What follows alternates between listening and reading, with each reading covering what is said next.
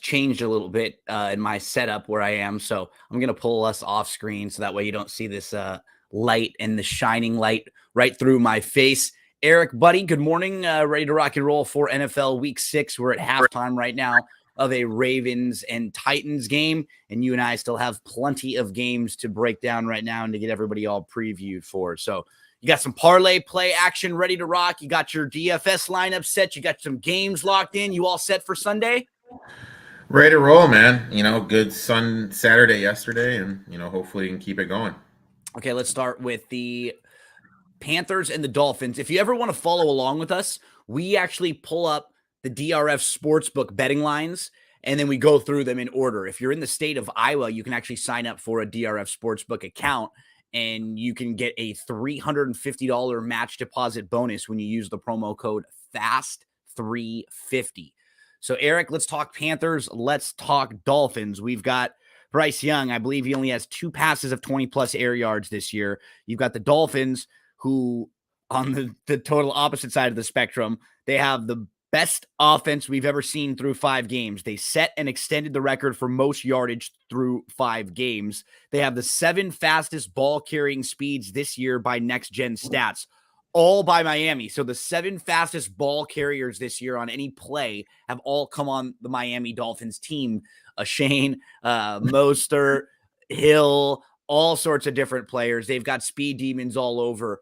I still feel like with their defense, though, Erik, this line is just too big. Miami, while they have an extremely prolific offense, they are not a defense to write home about at all. When you look at like many of the metrics, success rate, 48.8%, EPA per play, like they are really towards the bottom of a lot of the defensive metrics, DVOA.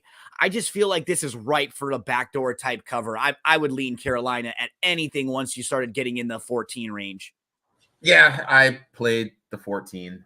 I fully admit it. I just kind of feel that it's too many points. We start to see, how can I word this? When we get to this part of the season and we have a team that has yet to win against the ATS, such as the Panthers, this is the time when you kind of tend to want to play them because the market's just we're going to see this with the teams like San Francisco too that are really good, right? And that have covered almost every game, because it just doesn't happen that way. We watch a small sample and we feel like, damn, how are the 49ers ever going to lose? Or damn, how are the Panthers ever going to win or cover a game? It's just going to happen. And now these lines are going to continue to balloon and balloon and balloon. And now this is just feels a little too high for a team that doesn't have a good defense. Yeah, and then also we need to remember how Armstead's out. Armstead's kind of the catalyst for the offensive line. Burns and the running backs. Shane's out. Wilson Jr. still not back. So they don't have another option, another one of those big weapons that they've had recently. Yeah. And then like just kind of speaking, to my point, teams that are, Panthers are 0-5 ATS. They have yet to cover a game. And when it's the team's 6th game and they're a dog, they're perfect against the spread. There has never been a team in the Panthers situation that has lost an ATS game like this. So, like, sample size isn't that big, but still, I'll take the Panthers here. Plus I got them in at plus 14, but obviously 14.5 is a better number. Yep, that's fine with me too. That's where I locked it in once it got to 14. Shout out to a couple folks that are hanging out with us right now in the chat. Sports Facts, nice day yesterday. My man talking about Erik, some of the college plays there. Hell of a money line win, and talking some CSU. Unbelievable. There were the last couple days, right? There was a Colorado State one, and then Friday night was the Houston one. Well, it's kind of funny. Like I was on Houston +3, and they gave up that touchdown at 4th and 10. And you feel like you're done, right? And then I'm just like, God dang it, dude. You've been on the opposite side of so many of these. Eventually, it's going to right the ship. And then I got that, and then I got the Colorado one. I had Colorado State plus the points anyway, and I was getting 8, so I still was going to hit that. But it was a nice little day. It would have been a great day if Dan Lenning wasn't a moron, but I'll save that for a later point. That yeah, that'll be for next week on the winning ticket. We talk a little college football again. So let's go to Colts and the Jags, second game of the slate for Sunday into the afternoon. Jags a 4-point favorite in this game. Erik, we have the Colts with Richardson continuing to get banged up throughout these games. Some news was coming out about him earlier this morning too. I just got an alert a few seconds ago, but I wasn't able to see exactly what they were talking about. But Minshew's a very solid backup, like in this situation. And I feel like the Jags are a little overhyped. I feel like the Jags are in a situation now where they're coming back from London. We've never seen a team do this, right? Where they've had to stay over there for multiple weeks and body clock, all sorts of different reasons. But I've actually been pretty impressed with the Colts this year overall and their coaching staff. I think they've been creative. I like the way they've put players in spots to succeed offensively. They're really running the ball very well. You'll have Taylor back for his second game now, so I expect him to become a more focal point of the offense. And if you just think about it, if that's the way they're going to try to approach this game, run the ball, slow things down. You've got Minshew for the short passing game. I actually like them. I think Downs is an intriguing play too, because Minshew has had a lot of chemistry with him. He seems like he focuses on Downs a little bit more. Richardson looks a little bit more to Pittman, I think. So yeah, I would be on the Colts side in here at anything over 3.5. And I would look at Downs as a DFS play. Yeah, I locked this one in. I got this earlier at 5. Anything Nice. over 4. I like, this is the spots. You have the Jags who have been in London 2 weeks. Their body clock is obviously not going to be adjusted. There's been 11 times. One of them was last week with the Atlanta Falcons, where there's been a team that has been overseas and then the following week has not taken a bye. In all 11 games, the team coming back was down in the fourth quarter. Interesting trend. Some of them do end up winning the game, but all of them have always been down in the fourth quarter. Plus, you have the situational spot of the Jags coming off the big win over the Bills. Good spot to fade. Peterson, 46% ATS as a favorite, home favorite, 42%. Lawrence is only 30% ATS as a favorite. Also, the Colts, their strength is their front four. With how much the Jags have struggled with the offensive line, they also obviously have some line injuries. I think DeForest Buckner and crew are going to be able to get home and disrupt stuff for Lawrence. You mentioned Taylor. I think we're going to see him slowly become a bigger part of this offense, lean on this running game more. And I have to say it, I was out on Minshew he was in Jacksonville before. Totally out on him. But with this coaching staff, he is going to succeed here. Shane, spacing on his last name. Sykin, phenomenal coach. He's going to put him in a really good position. Maybe not. He's not this year a better position than if they had Richardson. Obviously, not long term. I like him here. I locked him in at 5. I wouldn't be surprised if they straight up won the game. And you're right. Looking at Minshew, he targets Downs. Downs has a bigger target share than Pittman does, so he leads Downs a little bit more. So that'd be a good little DFS play. Ridley would be a good DFS play too. Colts struggle defending the outside. They have an injury in the back four. So they have 2 rookies, and one rookie runs a 4.6 40. So that's kind of slow. We saw it. We were on Hopkins last week. Hopkins burned him for a 146. The first week, Ridley had 8 for 101 and a touchdown. So I think Ridley would be in a good spot in DFS. Yeah, and they're talking about perhaps shutting down Richardson. He may need surgery this year. That report came out this morning. So, but I mean, I hate to shift the conversation, but if he wants to have like a long-term career, Cam Newton was great. Cam Newton had a 3-year run where he was an absolute beast in the league, but because of how he played and running so much, his body just RG3. Right? RG3. Think about the guys like him that have that same sort of template. There's less of them that make it than right? And there's so many of them that get hurt and have a year or two. Seriously, you're going to have to take a look in the mirror. And kind of, I'm not saying to kind of abandon running completely, but just kind of be a little bit more selective. We've seen it Hurts. Hurts this year isn't running as much. He's in the pocket more. I really think for Richardson to be successful in this league, that's something that they're going to have to start doing a little bit more. Let's get to next game on the slate, Eric. We've got the Vikings at the Bears. Vikings are a 3-point favorite on the road in here. The Bears snapped a 14-game losing streak last week. They took a huge lead of 27-3 over the Commanders. They did get a little banged up during the middle of the game, but that was on the day that Dick Butkus had passed away. They get the big victory.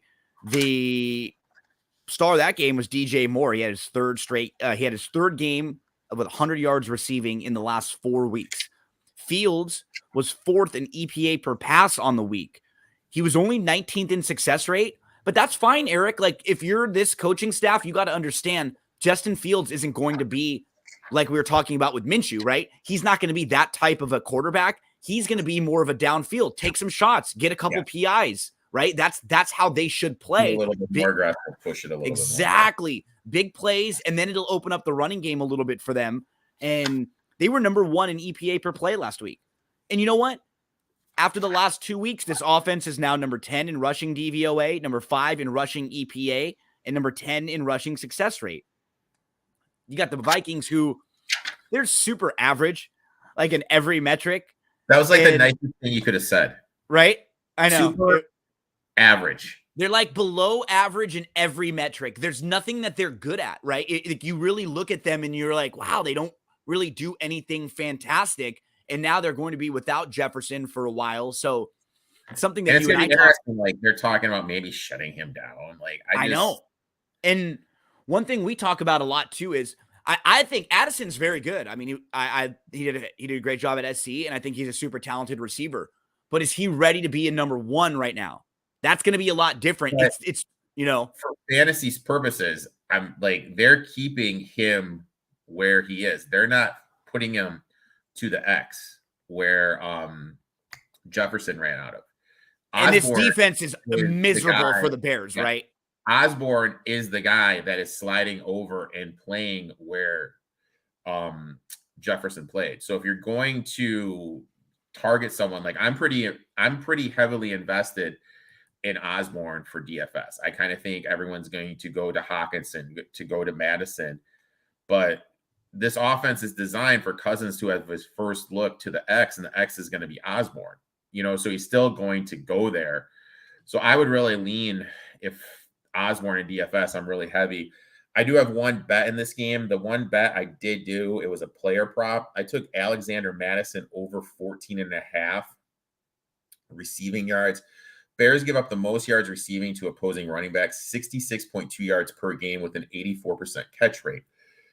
Last week against the Commanders, Gibson and Brian Robinson both went over this game, both over this total. 2 weeks ago against the Broncos, that was the game Javonte Williams got hurt, who would have gone over this total if he didn't get hurt. But P. Ryan and McLaurin went over this total. Against the Chiefs, Pacheco, Jarrett McKinnon went over this total. Rashard White went over this total. A.J. Dillon and Aaron Jones went over this total. Every single running back that plays a significant snaps has gone over this total. Madison has out-snapped and ran more routes since Akers has got into Minnesota. He's averaging 4 targets a game. Obviously, Jefferson was targeted 10.6 times per game. I expect 2 of those to probably go to Madison. So I bet this over 14.5. Let's get to Saints and Texans. Yeah, I didn't have the strong play one way or the other on the side there, but I did lock in the Texans on the money line here. They went on a drive last week to take the lead. They ended up losing late to Atlanta, but I thought they still played really well, and they showed that they can go on a game-winning drive if need be, take the lead there. You have the Saints, who just destroyed the Patriots. Here's how they scored some of their points in that game. Patriots pick 6. Patriots missed a 48-yard field goal, so the Saints have a short field, and they score a touchdown on 6 in a 60-yard drive. Pats fumble the ball, and then the Saints kick a field goal. Pats interception, and the Saints score a 31-yard touchdown. So all of those were scores after Patriots mistakes. I don't know how many of them were actually because of impressive defense from the Saints. And you look at who the Saints defense has played so far. Tannehill with the Titans, Bryce Young with the Panthers, Jordan Love, Baker, and Mac Jones. This is honestly going to be the best quarterback they've played. This is going to be the best offense, I think, as far as like prolific and being able to move the ball down the field that they've played so far. So could Stroud throw his first interception today? Possible. That's what Let's Make Some Money says.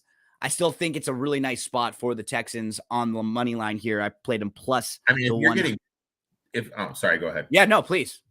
No, I'm just saying, if you're getting plus money for CJ Stroud to throw an interception, I would definitely look to bet that. Yeah. So that's a prop that Let's Make Money in. Any thoughts on this game, Eric? I like Kamara in DFS. I've kind of figured out like my new little, I never play the Millionaire Maker anymore. I play some cash game lineups, and I give my best lineup. I put it in a single entry higher contest. And in that contest, I got Kamara rolling out. I think it's kind of getting lost how much the Texans struggle against the run. I'll be honest, I think this game just kind of comes down to whoever has the ball last. We move to our next game. Where do we head? Seahawks at the Bengals. Bengals are a 3-point favorite in this one. Offensively, they looked good last week. Burrow was 36 of 46, 300 yards, 3 touchdowns, showed a little mobility. Chase had 15 catches, 192 yards. 11 of them were first downs and 3 of them were touchdowns. So he was producing last week. But was it just because Arizona has one of the worst defenses in the league? They're number 30 in defensive DVOA. You have Seattle now, who's coming off the bye. They're going to be much, much healthier now. They were really banged up heading into the bye.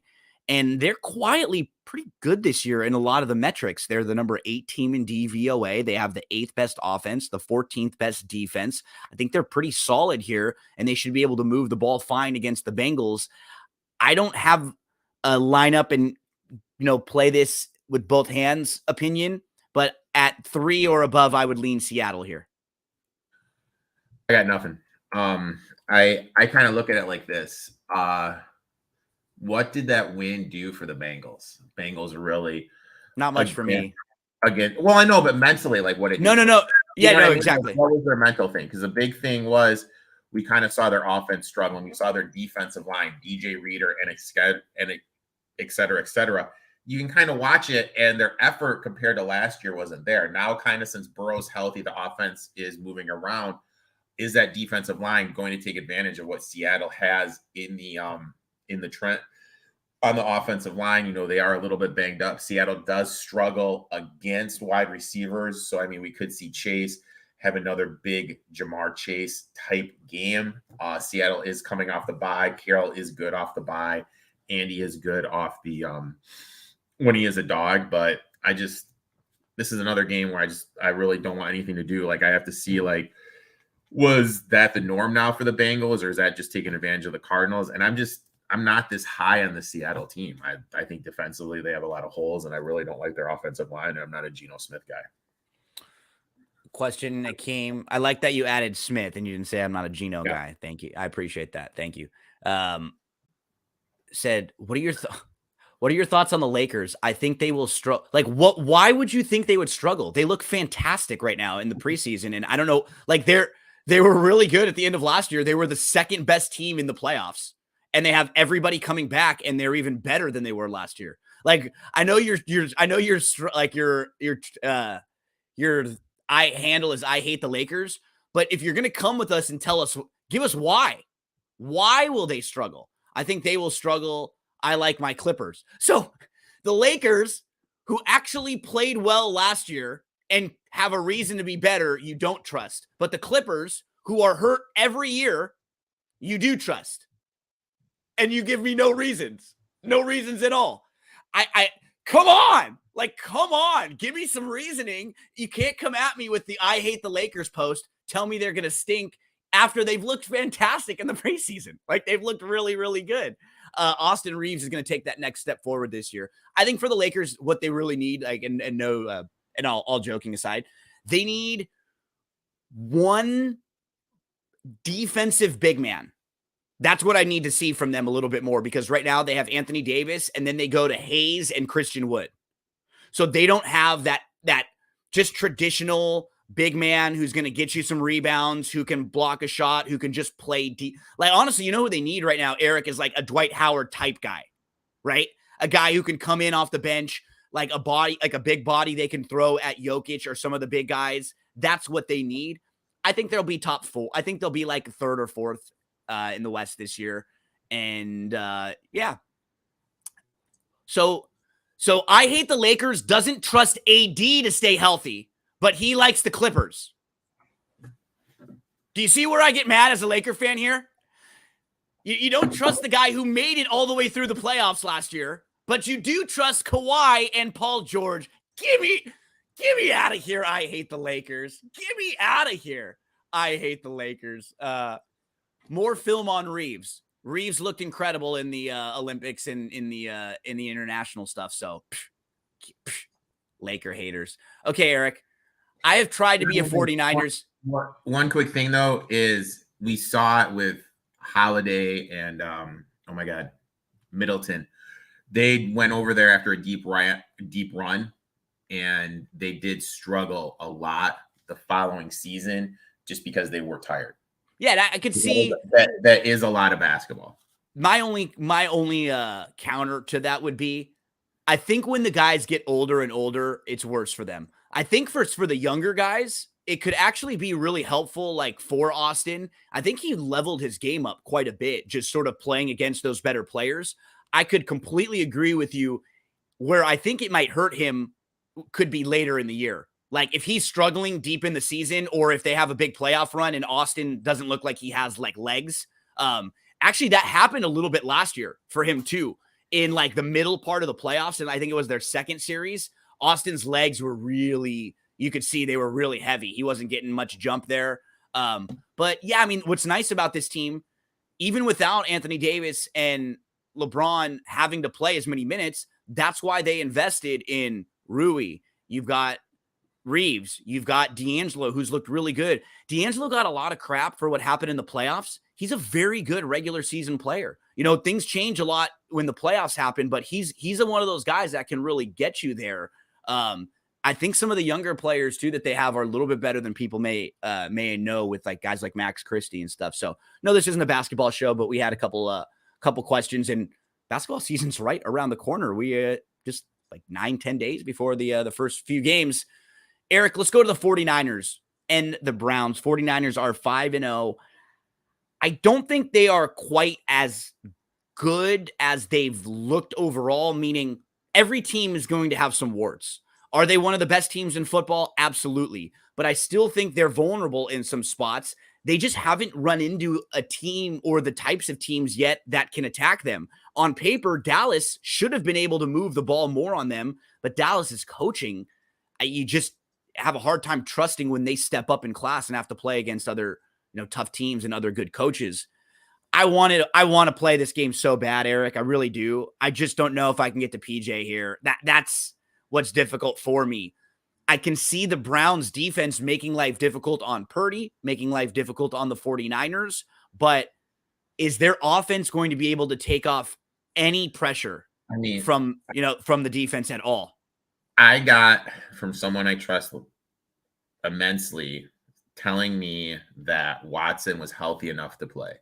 And he just doesn't want to. I locked this in at 6. And obviously with him not playing now. Yeah. F Watson is what we're saying. Oh yeah. I went on a little rant on my podcast. With him not playing now, offense is going to be really limited. You're not going to be able to take advantage of, you just kind of look, what you have to do is you look at where the advantage is. I kind of feel like the offensive line and defensive line, when these two match up, kind of neglects each other.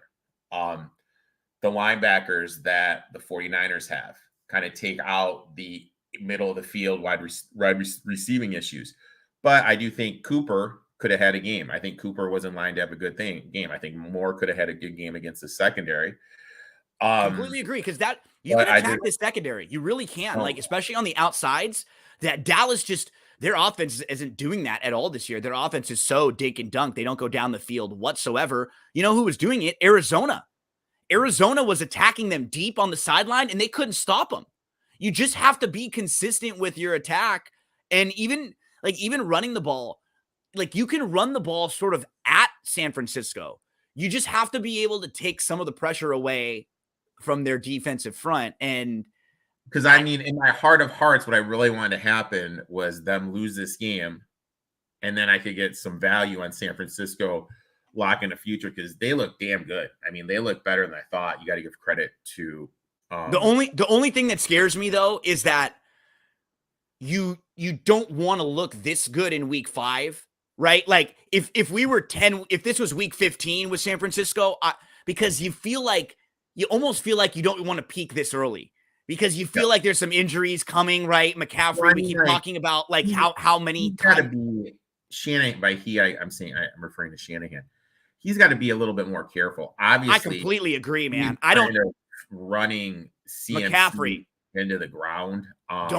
You don't want to do that at all. And because what makes this team so unique is they got to have McCaffrey, Debo, Kittle, Ayuk. Those guys have to be on the field for this team come playoff time. If they are, they're going to be really tough because they just have so many different options, just playmakers. You just get the ball in their hands and you let them do a lot of the dirty work.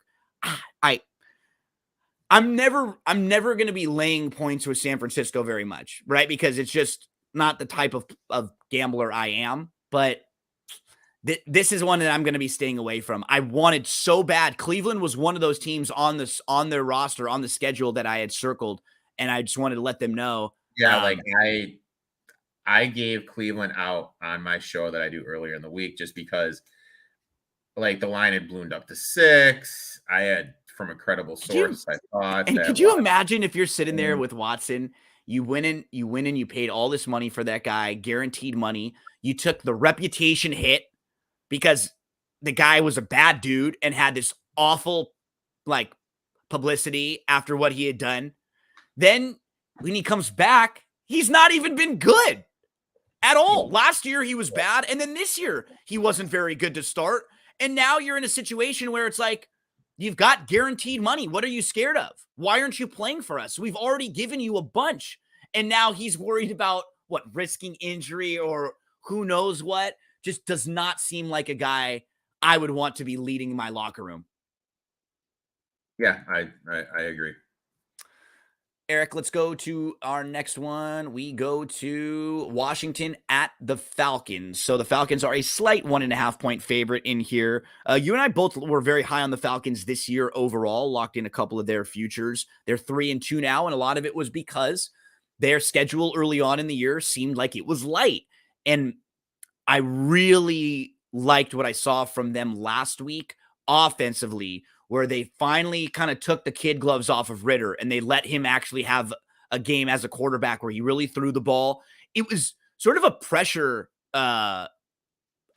moment for Ritter because there was a lot of talk about him getting benched, Erik. He had not been playing well for a couple week stretch. And this team is a team that can absolutely be a playoff team and absolutely can win their division, Atlanta. So you don't want to have the quarterback be the reason when you've got Bijan Robinson and Algier, a really good backfield, when you've got Drake London, when you've got Pitts and these really nice weapons, and now their defense is much, much improved. They're really good defending the run, is Atlanta, and I think it's a really nice spot for them. You know, the Commanders have a couple extra days. They got blown out on Thursday Night Football by the Bears, but our guy Ritter, 31-0 at home. Since leaving high school, he has never lost a game as a starter in college or the NFL, which is a crazy stat. I think just in my power rankings and how I grade these two teams, I just have Atlanta a lot higher up than I do Washington. Overall, I think they're a better, more well-built team. And I think the coaching staff, I've been a little disappointed in some of Arthur Smith's stuff this year, like offensively scheme stuff, but I like them better than I do with Washington. So I actually locked this game in also, but I know you weren't quite as high on the Atlanta side. This one was just more of a stay away for you, right? Yeah, stay away from me. I just kind of I think both. I really value Washington's front. I think Washington's front could do some disruptive things, getting to Ritter, making him a little bit uncomfortable.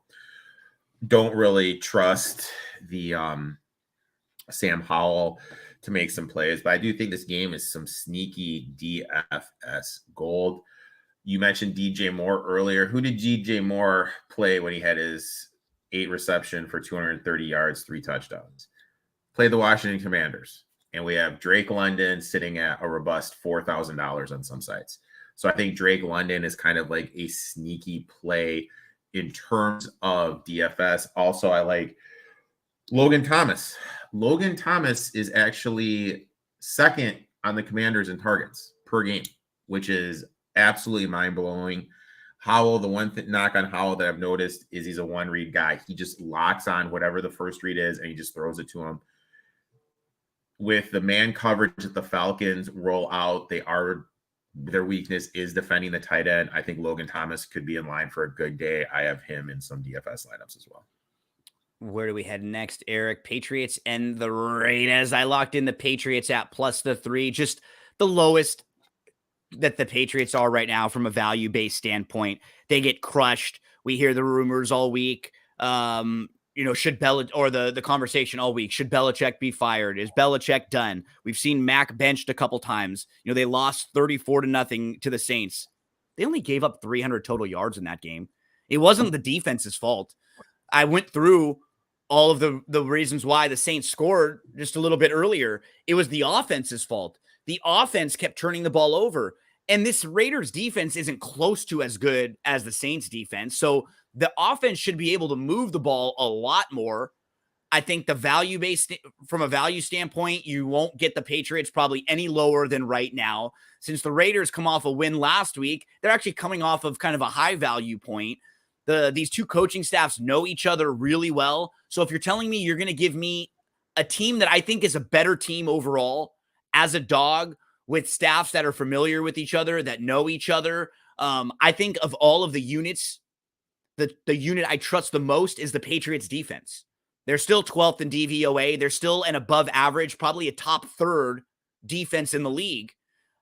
I expect a good effort from the Patriots. I think they will show up, and I think they will play here for their coach. I think you'll get a good Mac Jones game, and I just don't trust the Raiders defense whatsoever here. So give me the Patriots. Once it was at 3, that was definitely my buy-in point. I got this at 3.5. It clicked up at one chop to 3.5. Absolutely hammered it. Raiders in the short week, and we've kind of seen this before, a team on a prime time that wins and then is favored the next week, and the line's a little bit inflated because prime time, more eyes. Raiders struggle against the run. I think we're going to see a heavy run dose of Stevenson and Elliott. And fantasy owners, worried about Stevenson. Stevenson wasn't even in the top 25 last year at this time. Finishes a top 8 running back. He's going to come on the second half of the season. Bill knows this Josh McDaniels offense, which just hasn't looked right. Adams isn't getting targets. Adams is a little banged up. Josh haven't figured out Renfro. Yeah, it's just weird. Yeah, it just doesn't look right. I think this is a good bounce back spot. Teams that are shut out, 57% ATS. Teams that scored 3 points or less, 61% the following week, just because of the oversell, the misperception in the market. So I like the Patriots here. I got them at 3.5. Anything 3 or higher, I'd totally be it. Moving to the next game, divisional game, Cardinals and Rams. Both of these teams are better than we thought they would be to start. And I say we, I mean general perception, because Eric, you actually thought both of these teams would be a little feistier than everybody thought. In particular, the Rams. They're a 6.5-point favorite in this game over the Cardinals. We saw Cooper Kupp come back last week. Stafford's looked really good this year, man. He's helped Puka Nacua, the rookie. And now all of a sudden, you've got Stafford. You've got, a couple weapons out there. You've got a smart head coach, and you still got some players and some pieces on the defense. So there's a little bit of a foundation here for this Rams team. Now, the number here is a little tricky to me, though, because I still think this feels a tad high for a divisional game. This Arizona Cardinals defense, though, is an absolute sieve. Offensively, they try really hard and they're pretty competent. This one's to stay away for me. I just felt like it's kind of in a weird zone. I think it should probably be closer to like 4.5-ish or so, and you're getting a couple extra points on Arizona, but I don't know. I'm staying away. I played the Rams in my Circa contest because I feel this is the best time to play the Rams. And in another Survivor actually, I'm in 3 Survivor contests every week. Every Survivor contest, I played the Rams. Cardinals do struggle in the outside. Stafford's a good quarterback for DFS. And so instead of guessing Puka or Kupp, just take Stafford. Then you get both productions. Cardinals are a little bit banged up. One player prop I do like. Zach Ertz over 32.5 yards receiving. Rams give up the 3rd most yards to opposing tight ends. Rams are 30th DVOA defending the tight end. Ernest Jones. I'm sure people are like, who the hell is Ernest Jones? Ernest Jones is the linebacker for the Rams that covers the tight end. He's a little banged up. He may not go. Last week, Dallas Goddard, 117 yards. The week before, Mo Ali Cox, 35 yards. Ertz is second in the cards in targets with a 23% target share, averaging 6.8 targets a game. He has gone over this 2 of 5 games. With Connor being out, I expect Ertz to be a little bit more of a factor. Short passing stuff, right? Yeah. So Ertz over the 32.5 yards.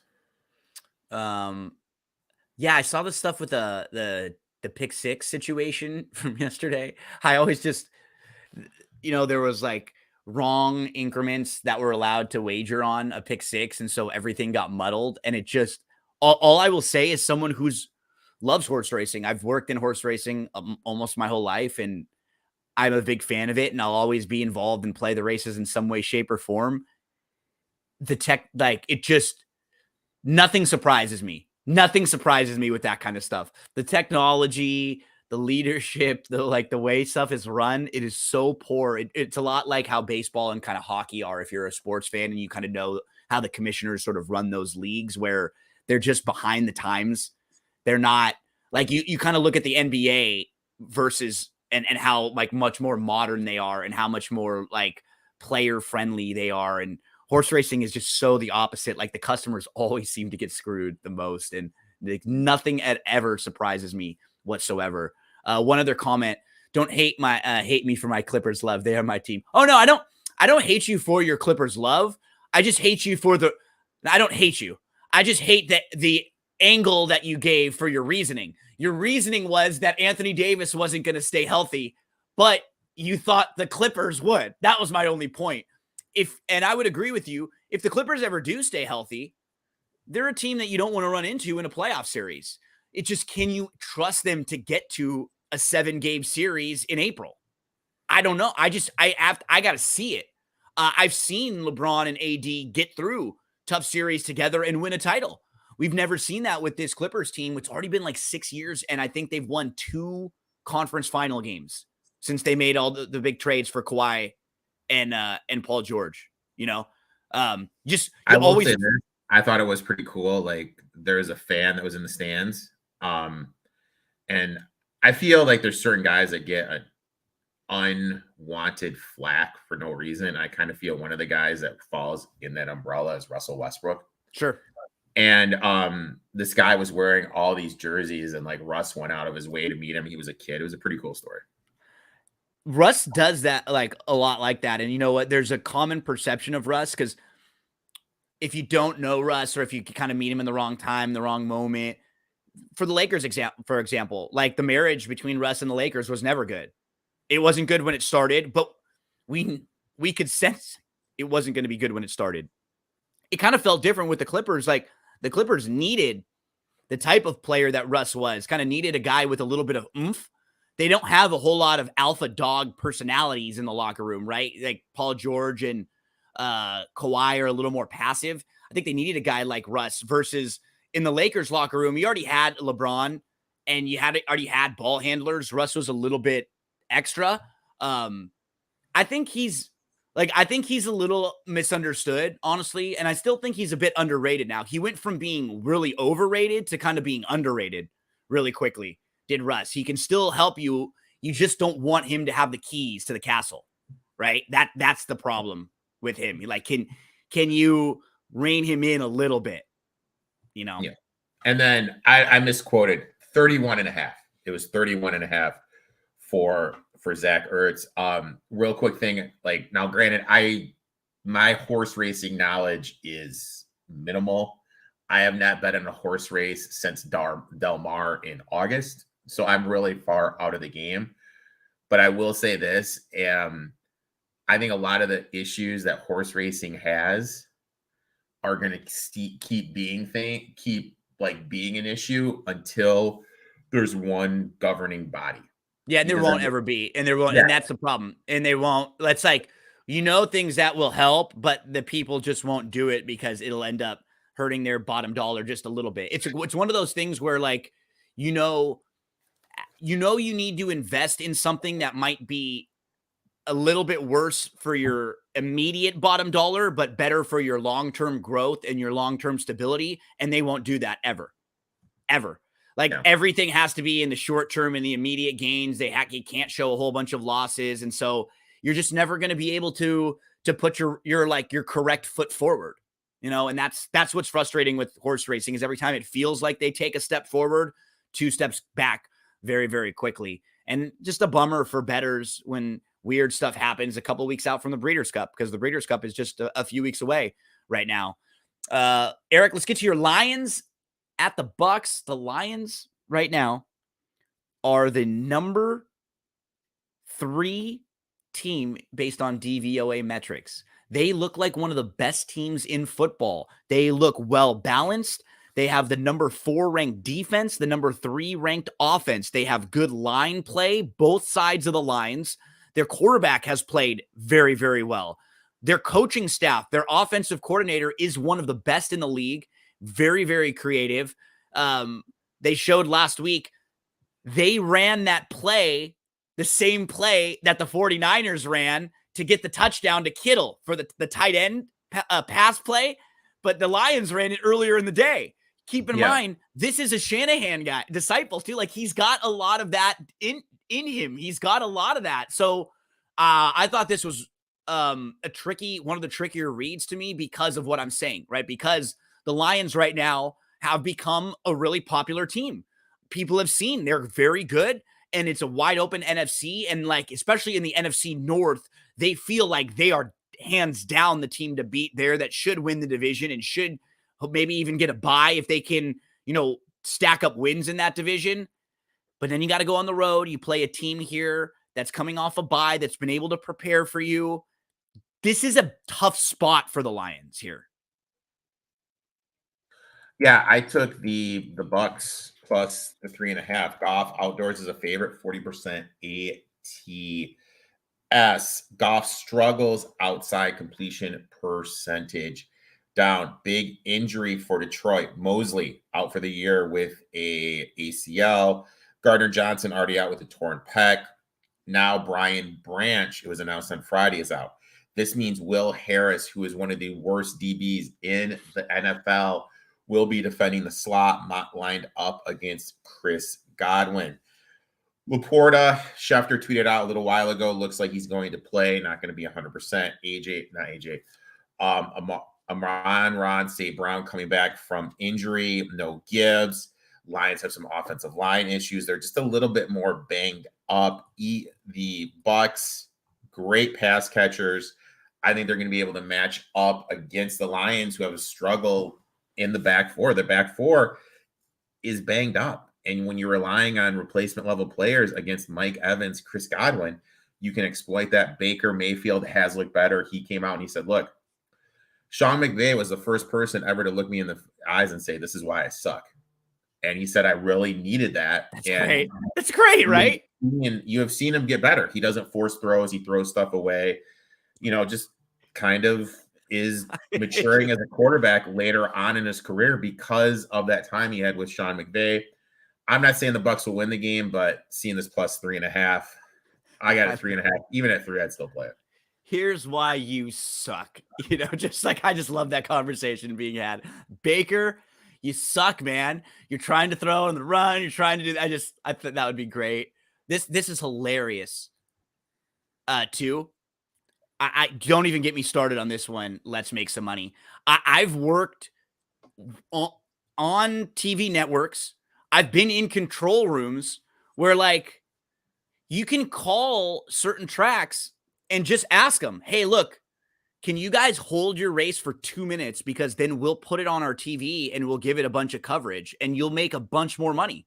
Like if we flash the race for 3 minutes leading up into the gate on the TV here, we're going to get a bunch more handle for you. And they just like, don't do it. I don't understand why. There's no schedule that's set. You know how easy it would be to sit down and to have races just staggered every few minutes, every 5 minutes. In particular, there's 4 or 5 major tracks that should never be running on top of each other. You should never have a race from Florida or from Kentucky or from Southern California or from New York on top of another one of those big races ever. And then if you were another track, wouldn't you, like Eric, if you and I were running a track, I would look at my schedule and I would try to keep it off of the big tracks. Wouldn't you? Yeah. I wouldn't want to run the same time another track was running. All of this stuff is common sense. And that's what's really sad is like, it's just easy common sense stuff that people could absolutely fix better. And they just don't. Don't. I got a little riled up this morning. First, they're taking jabs at my Lakers. Then we're talking about all the wrong intricacies with horse racing. Fired up Gino on this Sunday morning. Gonna have to go get me a mimosa in a second to even me back out a little bit. Where do we head next, Eric? The Eagles at the Jets. The Jets are a 6.5 point favorite, 6.5 point dog here at home. They beat the Broncos last week. Wilson struggled a little bit, though, again, after having that good game against the Chiefs. The Eagles just dominated the second half in the time of possession. They were really good on third down. They're 5-0. They haven't looked fantastic. I will say we kind of saw this coming with the Eagles, that it may just not look as smooth as it was last year because they got 2 new coordinators, Eric. It's not just clockwork that you're going to pass the baton to brand new coordinators and everything's going to be smooth. And like you said, Hurts is not running as much early in the year. I'd imagine later in the year and come playoff time, that'll probably flip a little bit. But like right now, you don't want him to have all these bumps and bruises early in the year. You sacrifice a couple of those runs here and there for some of your offensive efficiency, right? Like last year, it was more of a new thing for them. So run all over the place. Let's be the awesome team. Let's be the number one. This year, I think just get some victories, get off the field healthy. That's kind of what we've seen them. And we're getting a lot of rest, right? Resting anyone with a hangnail before next week's game versus the Dolphins. Likes the Jets, got them at 7. I think that's a great number, right? Right. Well, it's right. I mean, like you're seeing it. No Slay, no Carter. I mean, like literally anyone that's banged up, they're completely holding out for this game. But the flip side, the Jets are going to be without. Sauce isn't playing. There's a defensive lineman whose name I'm spaced on is a little bit playing. But at the end of the game, it just comes down to what do you trust? I know for some reason, everyone thinks Robert Saleh is this great coach. I really don't think he's that great. I think he does good when he has people to fit his defensive system. I don't think the Jets are that good against the run. I think with a competent offensive line and a competent run system, you can run in them. I think DeAndre Swift is going to be able to run the ball. If you like the Jets, in your head, you're saying, hey, they're going to be able to get to 10 points. If they're able to get to 10 points, they're going to cover the game. I don't know if they're going to be able to. I'm really not a Zach Wilson guy, so I passed. Jets do have some issues up front in the offensive line, too, some injuries. But I get it, though. Eagles have a primetime game against the Dolphins next week. So, situational spot to play the Jets, but I just don't trust the coaching staff, and I don't trust the quarterback. Let's get to our final 2 games. We've got the Giants at the Bills Sunday Night Football. Man, this game is all the way up to 15. Daniel Jones is out, but it does look like Barkley might be coming back. And man, it's just such a massive number here. Such a massive number. And mainly, you got a Bills team that's coming back from London They traveled to London late last week. They got there late on Friday. They looked like a team who wasn't really prepared to get there. And now Tre'Davious White, Matt Milano, like they're losing some of their best players on the defensive side. Von Miller played. He didn't look healthy. They had said he wanted to get in a game in London because I don't think he'd played in any international games previously. Yeah, this just feels like a fantastic spot to fade the Bills with all their injuries. And the Giants are one of those teams that you're talking about. Like, you're going to get to a point where they're going to start covering games. Like, they're not going to go 0-4 or 1-4 or 2-4 on the year ATS. So these lines and these spreads are going to be ballooned up to the point where they're going to start covering games. And this feels like a spot where it's just way too many points. Oh, yeah, way too many points. It goes back to my thing I mentioned a little bit earlier with teams coming back, not taking the bye. All 11 have been down in the fourth quarter on a spread that is over 2 tutties. How can you not? You know what I mean? I know. How can you not take them? Tyrod Taylor is a capable backup. Giants, another team. They have not covered ATS. This is another one of those situations where no one in this spot before has not covered. And now you're getting over 2 touchdowns against the Bills team. We saw the Bills defense. Back four, insanely depleted because of injury, and that was one of their weaknesses. Jaguars struggled moving the ball until Milano went out. Once Milano went out, they were able to move the ball. Look, I locked him in at 14. So you like the 15, like sure. Yeah, I like it even more. So we go to Monday Night Football, final game of the week. We've got the Cowboys and we've got the Chargers. The Chargers are a dog at home. I played this one a couple days ago on the money line, and it's moving towards the Chargers now. I think I had it at plus 115 on the Chargers side. I look at this game, Eric. You've got a Cowboys team who I don't really know how good they are.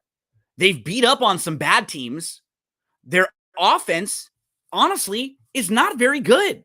Their offense is like super pedestrian. They're really, I don't really like the West Coast stuff. They don't take a whole ton of deep shots down the field. It's just short stuff all over the place.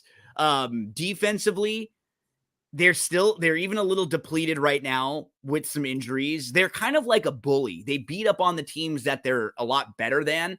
And then anytime they got to step up in class, I worry about them. So they got their asses kicked against the 49ers last week. They got to figure some things out. And they traveled from San Francisco back to Dallas and then back to California again, while the Chargers are just sitting here chilling off their bye, focused on Dallas, preparing for Dallas for the last couple of weeks. I will say this place is going to be a lot of Cowboys fans. So the Cowboys fans will be like 75%. It'll feel more like a Cowboys home game than it will a Chargers game. I don't think that matters really all that much. Like I'm not playing that into my analysis of the game a whole ton. I don't know why Dallas is favored. Like, I think this game should be flipped. It should be like the Chargers as a slight favorite at home. Maybe not the full 3, but like this should be like Chargers -1, Chargers -2. I really feel like we're getting 3 or 4 points the wrong way in this game, Eric. Yeah, I don't really know what's up with this line. I took the Chargers here. I found them at plus 2.5. Anything like at this point, I play the money line. Dak doesn't look that good. He's what's the word? Had his wings chopped off, so to speak.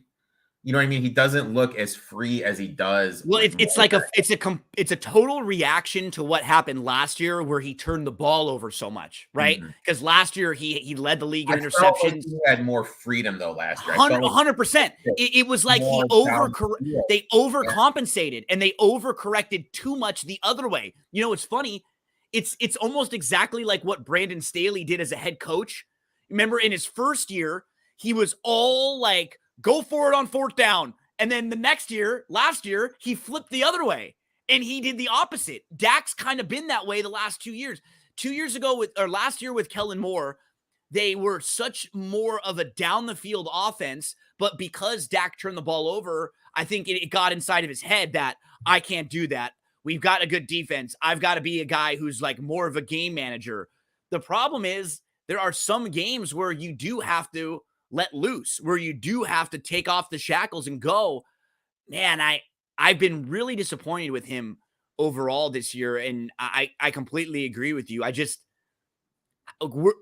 looking at and the funny thing is like in the McCarthy offense, it should be more of a passing down. So McCarthy is taking what made him a good play caller, a good coach in Green Bay, and now he's not using it in Dallas. And then when you kind of look at the move they made, bring in Brandon Cooks, you have Michael Gallup, you have CeeDee Lamb, you have all these wide receivers that can stretch the field, and now you're not stretching the field. Dak is graded so far this year in his 5 games. He grades as quarterback 24 on Pro Football Focus. You know, like he's just not been very good. And he's right in the range. He's behind Justin Fields, Jimmy Garoppolo, Gardner Minshew, Joe Burrow. Joe Burrow hasn't even been good. And all of them, he's behind Deshaun Watson this year in quarterback grade. He's like right next to Derek Carr, Sam Howell, and Jameis and Josh Dobbs. Like he's right in that range. He's just not been a very good quarterback, and and the system isn't good either. So he's not been playing his best, and the system's been terrible. We're both on the Chargers in here. Eric, I've got a parlay that I've locked in for today. I want to talk to you a little bit about that as I pull up our screen for parlay play. So I want to stop, and here we are. How we doing? Let's go parlay play, and we'll pull that bad boy up. So here's a look at the parlay I put together for today, Eric. It is Adam Thielen, who's been like the guy, right? That's like the only guy they have to throw the ball to with the Panthers. What I like is you can play the fantasy points in the parlay. So I went Adam Thielen more than 14.5 fantasy points. Think of the template of that game, right? They're a 14-point underdog against Miami, who has a bad defense. So they should be down, having to come from behind, and they needing to throw the ball. I think that Thielen will need to get, yardage. But what's nice is you get 1 touchdown, and that really helps with your fantasy points here. So I went over the 14.5 fantasy points. We talked about Jordan Addison, how he's going to have that same role now. So his role is not going to change a whole lot. I think they're going to need to get him involved. They're going to need to get some of their weapons involved. I went Addison 4.5 receptions, and then I went Bijan 17 fantasy points. Bijan was kind of quietly out of the mix last week. It was a little bit more of a passing game for them. I wouldn't be shocked if this one bounces back and you get a little bit more Bijan. So I bet this one, Eric, because I've actually had a couple of good days. I played this one for 50. I played a $50 little 3-teamer here, a little 3-player prop parlay to get me back $250 if it wins. So I got a 3-player prop parlay coming up for today. I like it. I just did the Madison receiving yards over and the Ertz receiving yards over. You went for both of them. You went receiving yards. And what's nice, remember, folks, when you're at parlayplay.io, so you're looking at the website right here, it's super easy to navigate. Up on the top, you've got all the different sports you can click on, or you can go like a player search. So you want to look up Madison. You type in Madison, and it's got all the options for Madison: rushing yards, rushing attempts, what's his rushing long, receiving yards, receptions. So, just a bunch of different ways you can go. And again, fantasy points is another option. If you wanted to go, so you went rushing yards, right? No, I went receiving. You went receiving yards for Madison, thinking he'll get some receptions now, no Jefferson. So once you have made your selection, all you have to do is pick more or less for which one you want. So you went Madison, and then you also went Ertz, I believe, right? Was your other one? Correct. Okay, so we type in Ertz. We can pull up and see what the options are for Ertz. And we can go receiving yards, receiving long, receptions. Which ones did you hit again, Eric? I did his over 32.5. 32.5. And I'm going to go over there. And all you got to do is put in your entry. I'll go $5 on that one. I'll go all in. And I'm going to play Erik's little parlay here. See if we can get this one home. $5, 3 times the payout. It would get me back 15. I'm going to put my wager in right there. Erik over Madison receiving yards, over Ertz receiving yards. So now I can track my picks and I can see that, some of my recent history, and we can see what's coming up.